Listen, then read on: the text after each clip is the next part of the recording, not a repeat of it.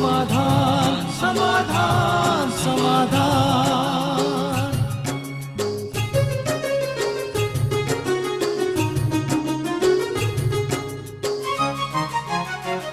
समस्या से उभरना अगर चाहे इंसान, स्वयं के संग सर्व का वो दिल से करे सम्मान। कहता है ये समाधान समाधान समाधान। समस्या से उभरना अगर चाहे इंसान, स्वयं के संग सर्व का वो दिल से करे सम्मान। कहता है ये समाधान समाधान समाधान। समाधान समाधान समाधान।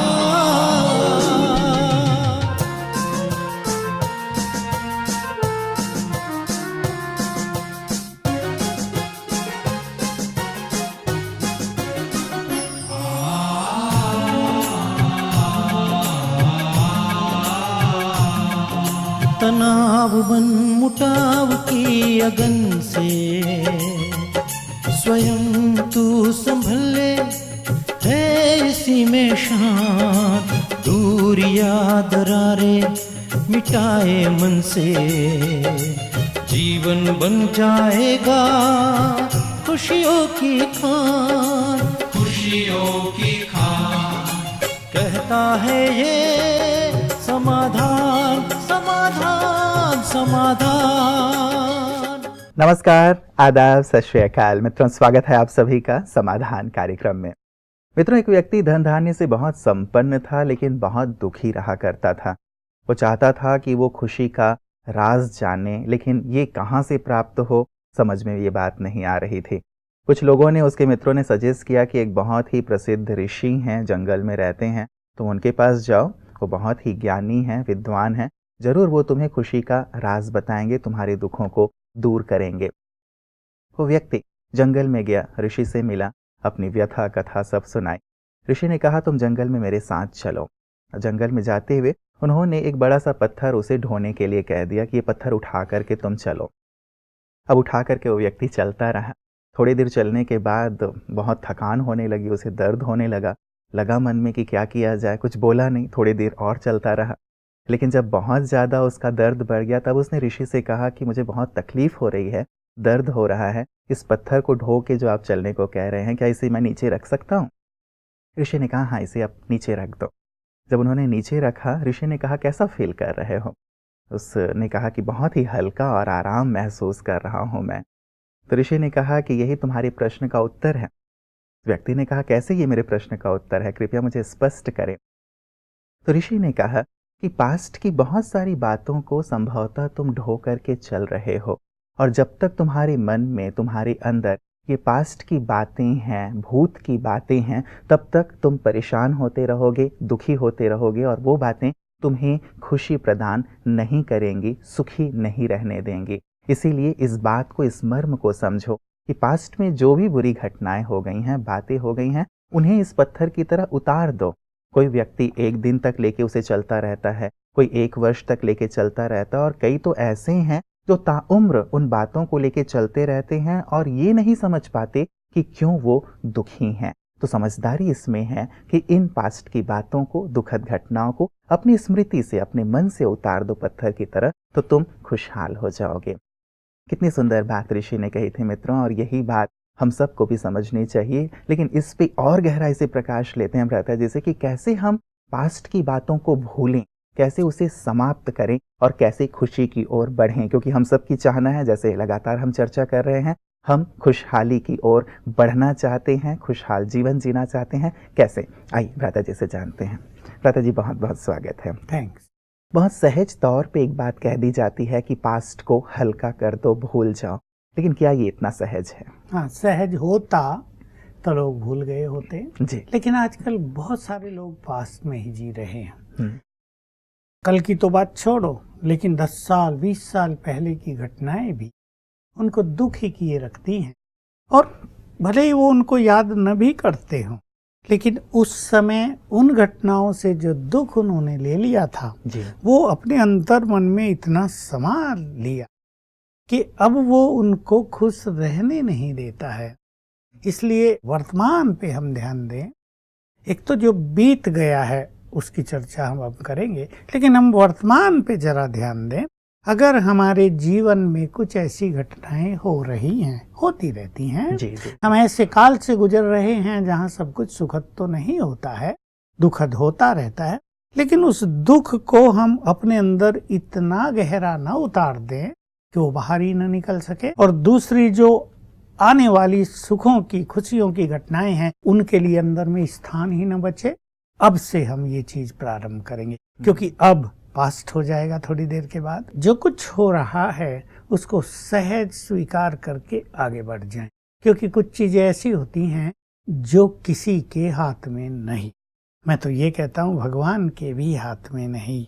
कुछ माताएं मेरे पास आती हैं, बहुत साल पहले हमारे जीवन में हमारे एक यंग लड़के की मृत्यु हो गई थी, 20 साल हो गए।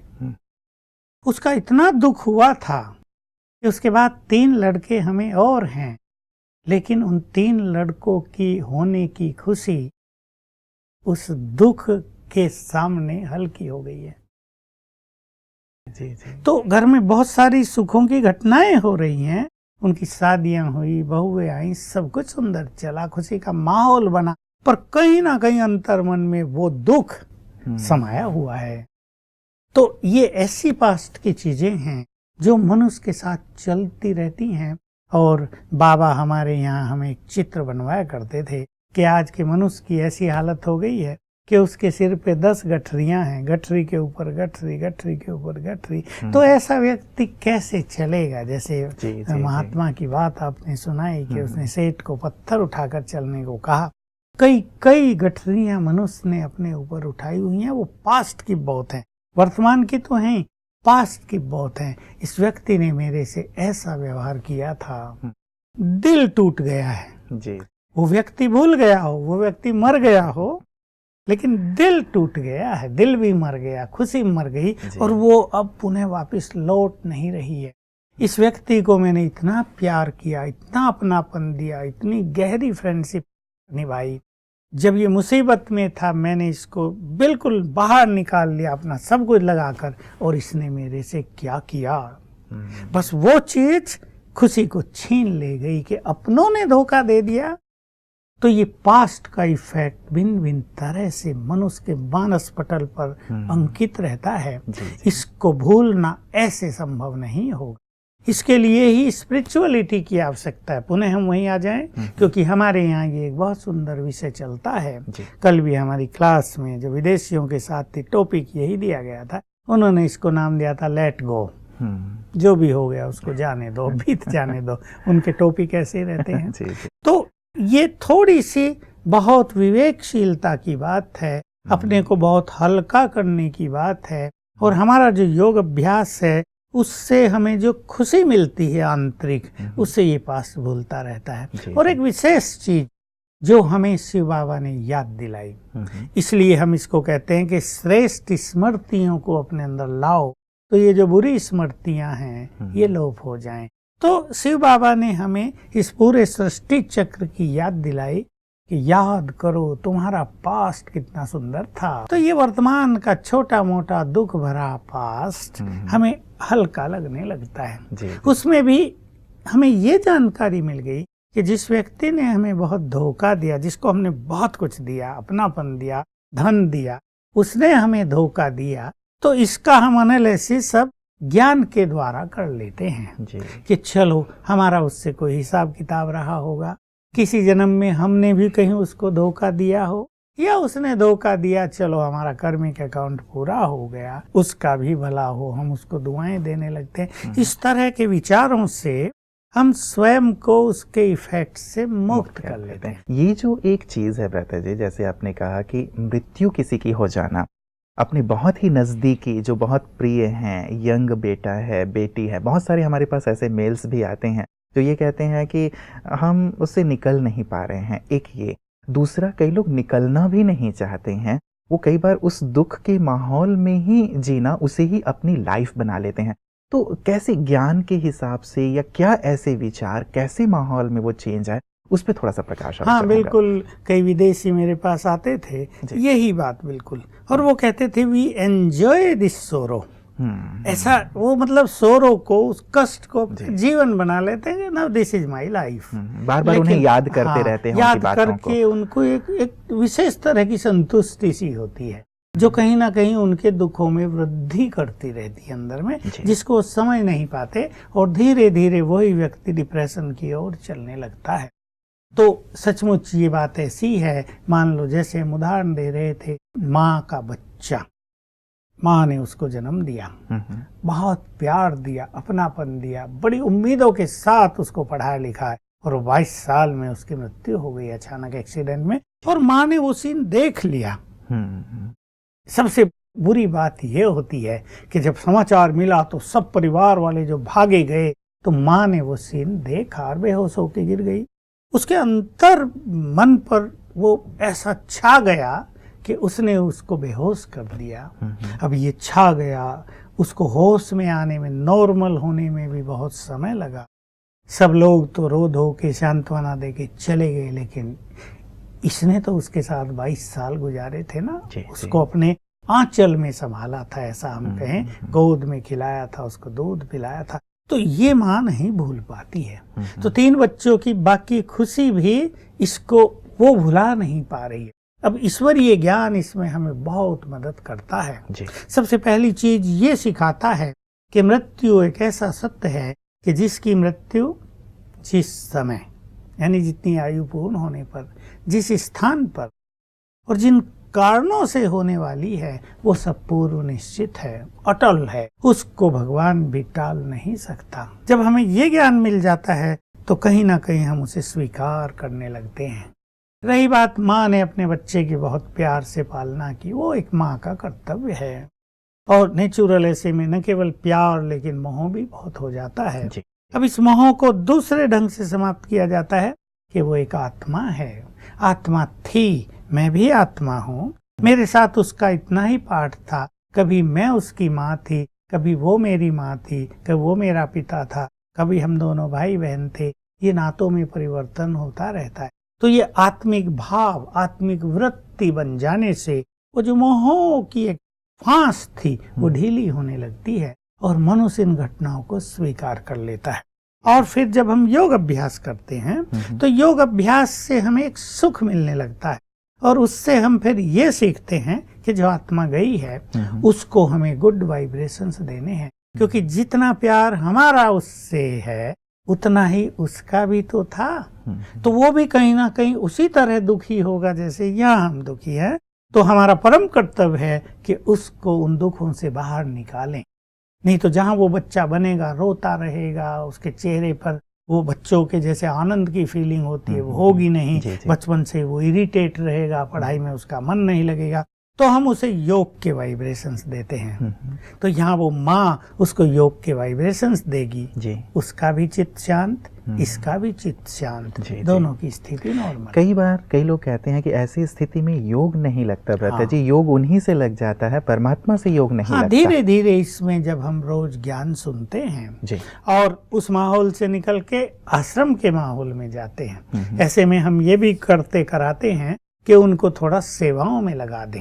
कहीं मान लो हमारी प्रदर्शनी लगी है, चलो भाई तुम ग्रुप समझाओ। तो जब वो ग्रुप समझाएंगी आधे घंटे में, उसका बिल्कुल मूड बदला हुआ होगा। 2-4 समझाएंगी सारे दिन में, 2-4 दिन ऐसा करेंगी तो परिवर्तन आएगा। तो धीरे धीरे उसके विचारों में परिवर्तन होने लगता है। फिर योग अभ्यास अच्छा होता है और मनुष्य उस माहौल से बाहर आ जाता है। जी जी जी पता जी, जहाँ तक धोखे की बात रही, यंगस्टर्स के बहुत सारे हमारे पास ऐसे मेल आते हैं या फ़ोन कॉल आते हैं कि अपने साथी ने ही आपस में संबंध थे, आपस में अच्छी फ्रेंडशिप थी, और वहाँ पे एक धोखा मिल गया, तो वहाँ से उनको निकलना बहुत कठिन लगता है, और कई बार वो डिप्रेशन या निराशा की स्थिति में भी जाने लगते हैं। कहते हैं कि उसने ऐसा क्यों किया, या फिर से हमारे संबंध ठीक हो जाए। हाँ बिल्कुल, ये भी बहुत सारे लोगों के केसेज आजकल सामने आते हैं, और लड़कियां इसमें विशेष रूप से टूटती हैं। लड़कों पर कम असर रहता है, लेकिन लड़कियां इमोशनल होने के कारण बहुत ही ज्यादा टूट जाती हैं। और बहुतों को तो ये देखा खुशी गुम हो जाती है या संबंधों के प्रति सदा काल के लिए नफरत हो जाती है। इसका परिणाम होता है उनके जीवन में एक सूखापन और सूनापन आने लगता है।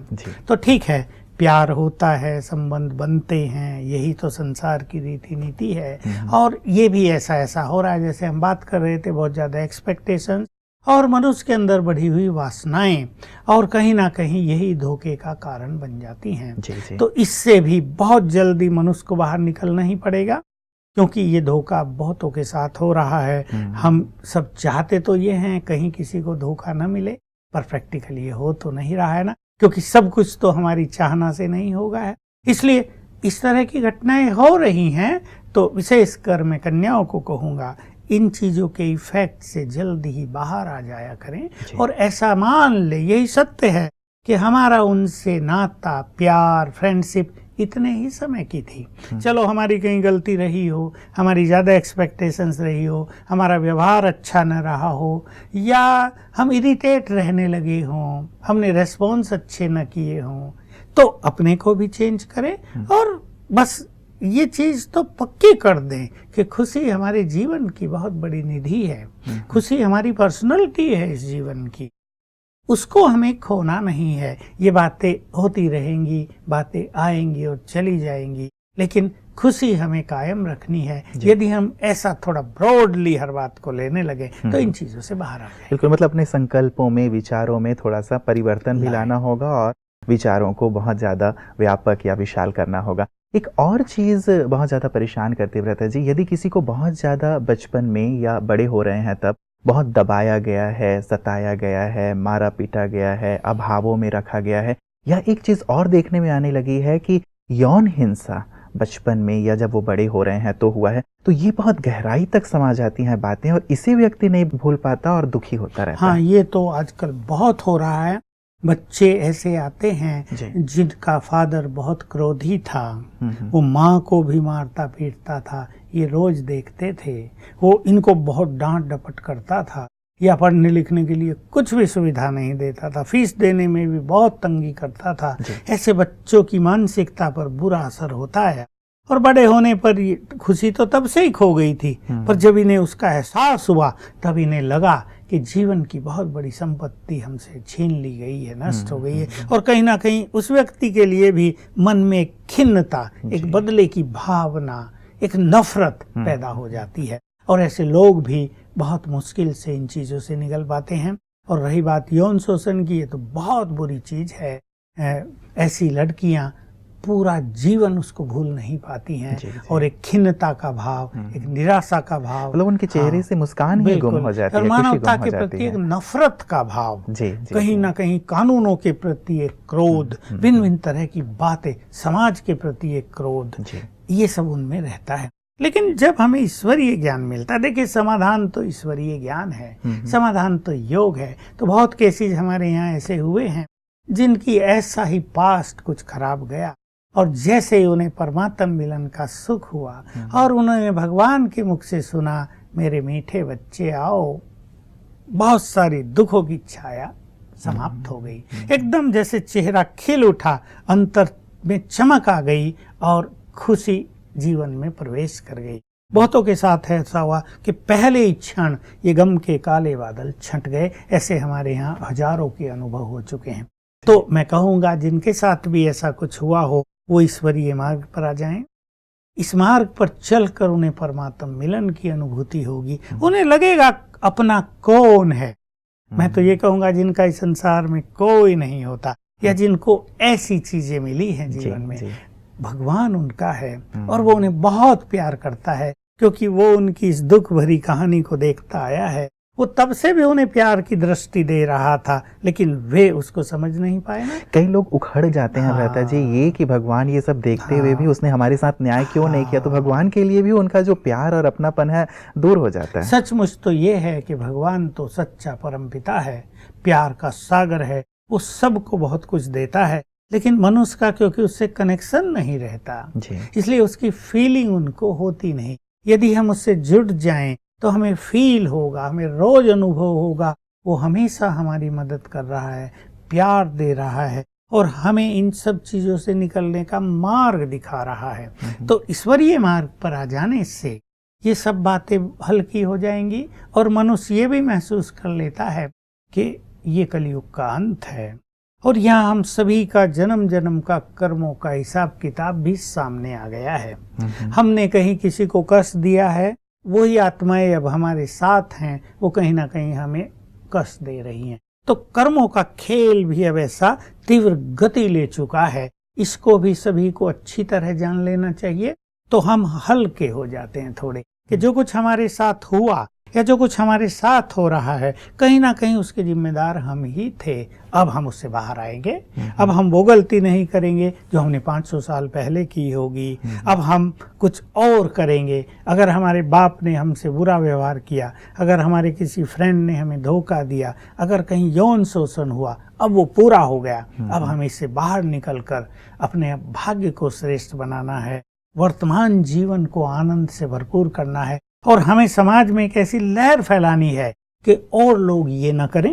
तो एक बहुत अच्छी चीज होगी कि बुरी घटनाओं से हम अच्छी चीज सीख लें और फिर ऐसा एजुकेट करें सबको, ऐसा प्रेरित करें कि दूसरे लोग ऐसा व्यवहार न करें। बिल्कुल बिल्कुल लता जी, ये तो बहुत अच्छा हो, लेकिन देखा जाता है कि जो ऐसे विक्टिम्स होते हैं वो इतना ज़्यादा खुल नहीं पाते, इतना ज़्यादा ब्रॉड नहीं हो पाते, इतना ज़्यादा खुल के सामने जो आना कहते हैं वो खुल के सामने नहीं आ पाते, इतना ज़्यादा वो दबाव उनके अंदर रहता है। क्या ये ज्ञान योग उन्हें इतना ज़्यादा खोल देता है कि वो सब चीज़ों को भूल के आगे बढ़ पाए? ये सत्य है और ऐसा हो रहा है। हमारे यहाँ आकर वो जो गांठें अंदर मनुष्य के पड़ जाए, जिनको हम गांठें कहते हैं, वो खुल जाती हैं और मनुष्य उन चीज़ों को स्वीकार कर लेता है। यौन शोषण की बात तो थोड़ी भारी हो जाती है, लेकिन मान लो किसी के माँ बाप ने अच्छा व्यवहार नहीं किया है, पैसा कहीं और नष्ट किया है, उनकी ओर ध्यान नहीं दिया, वो बहुत इंटेलिजेंट थे, वो बहुत अच्छा पढ़ लिख सकते थे, लेकिन उनको पैसा ही नहीं दिया बाप ने, वो और कहीं नष्ट करता रहा बुरे कार्यों, शराब में, किसी और संग लगकर।